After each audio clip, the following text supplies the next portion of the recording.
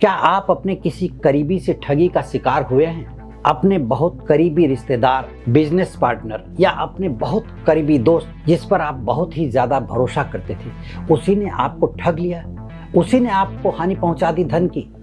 नमस्कार, मैं ज्योतिषी आर्य सोनी पिछले 40 वर्षों से यंत्र मंत्र तंत्र रत्न दान दक्षिणा पूजा पाठ होम हवन जप तप के द्वारा लोगों की समस्याओं का समाधान करता आ रहा हूँ।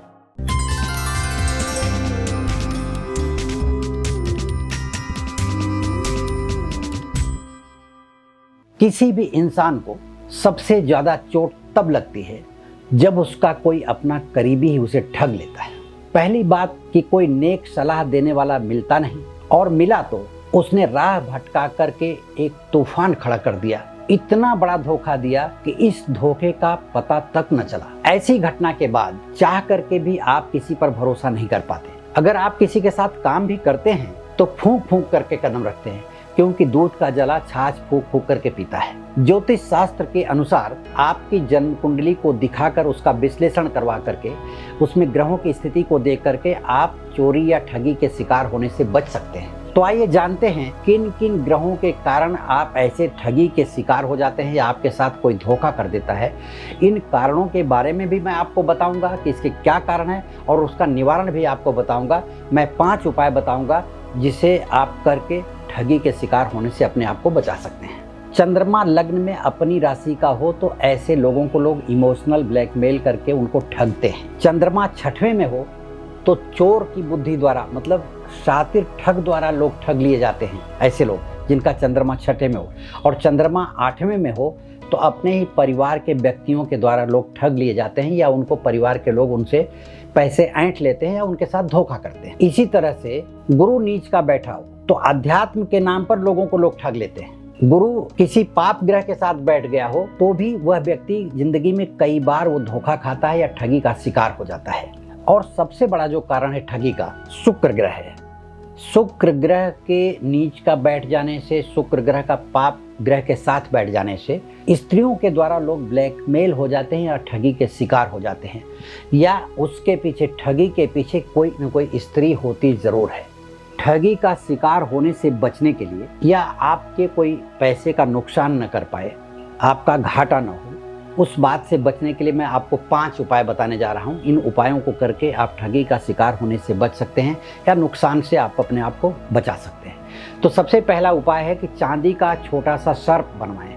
नाग की आकृति सर्प की मूर्ति आप बनवा करके लाएं और अपने पूजा स्थान में रखें। यदि आपके घर में पूजा स्थान ईशान्य कोण पर हो, मतलब उत्तर पूर्व के कोने में हो, नॉर्थ ईस्ट के कोने में हो, तो आप वहां रखें।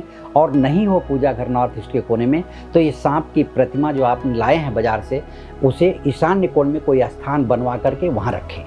तो इसे लाने के बाद आप पंचामृत से स्नान करवाएं और सिंदूर का तिलक करें। सिंदूर जो हनुमान जी को चढ़ाया जाता है उसका टीका लगा करके उनको नैवेद्य चढ़ाइए। और नाग केसर रोज चढ़ाना है आपको। नाग केसर चढ़ा करके राहु के मंत्र का 1 माला जप करना चाहिए। यदि आप ठगी के शिकार हो चुके हैं तो आपका पैसा भगवान की कृपा से मिलने के लिए, या नुकसान हो गया है तो वो मिलने के लिए, या किसी भी प्रकार के ठगी के शिकार से बचने के लिए या नुकसान से बचने के लिए आप ये उपाय कर सकते हैं।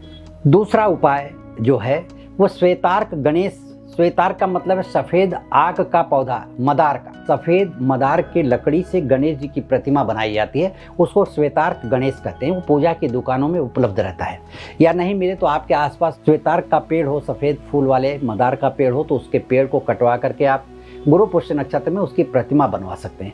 वो प्रतिमा बनवा करके अपने पूजा स्थान में रख करके अगर उनकी रोज पूजा करते हैं, ओम गंग गणपते नमः मंत्र से 1 माला रोज, और उस मूर्ति को आप सिंदूर से लेपन कर दें। जो हनुमान जी को सिंदूर चढ़ता है, तेल और सिंदूर से लेप करके उन्हें अपने यहाँ स्थापित करें, और किसी भी चतुर्थी को स्थापित करें।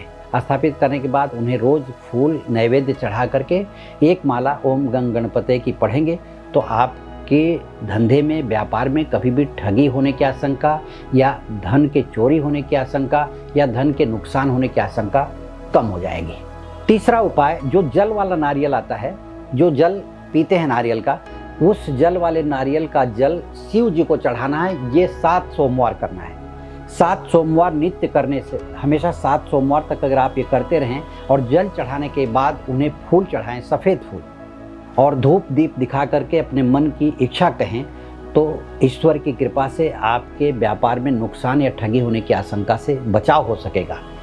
और चौथा उपाय जो है, आप गरीबों को 41 दिन तक, किसी एक गरीब को या 5 को या 10 को, आपकी जो सामर्थ्य है, 40 दिन तक अगर आप खाना खिलाते हैं तो आप किसी भी प्रकार के नुकसान से सदैव के लिए बचे रहेंगे।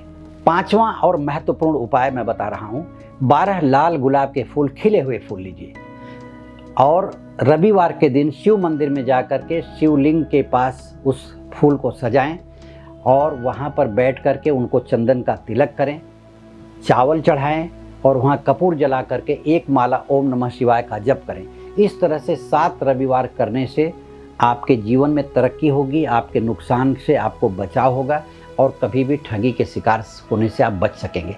वैसे ये सारी बातें देखिए, ये उपाय जो बताए जा रहे हैं ये कॉमन है, ये सब लोग कर सकते हैं, लेकिन ग्रहों का विश्लेषण करके ही उपाय करना चाहिए, क्योंकि किन ग्रहों की वजह से आपकी स्थिति खराब हो रही है या किन ग्रहों की वजह से आपका नुकसान हो रहा है या किन ग्रहों की वजह से आप ठगी के शिकार हुए, चाहे वो अपने किसी करीबी ने ठगा, बिजनेस पार्टनर ने ठगा या दोस्त ने ठगा या कहीं भी नुकसान हुआ, तो मैं ये कहूँगा कि आप सही तरीके से अपनी जन्म कुंडली का विश्लेषण करवा करके ही उपाय करें। जन्म कुंडली का सही तरीके से विश्लेषण करवाने के लिए या पर्सनल मुझसे संपर्क करने के लिए आप वीडियो के नीचे दिए गए लिंक पर क्लिक करें तथा मेरे वीडियो को शेयर करें, लाइक करें और सब्सक्राइब करें। और धन से संबंधित या किसी भी प्रकार की कोई भी समस्या आपके जीवन में चल रही हो या आप समस्या से जूझ रहे हो तो उस समस्या को हमारे कमेंट बॉक्स में लिख करके भेजें, ताकि आने वाले समय में उस समस्या पर मैं वीडियो बना सकूं और आप तक पहुंचा सकूं, जिससे आपके जीवन में आने वाली समस्या दूर हो सके। नमस्कार, धन्यवाद।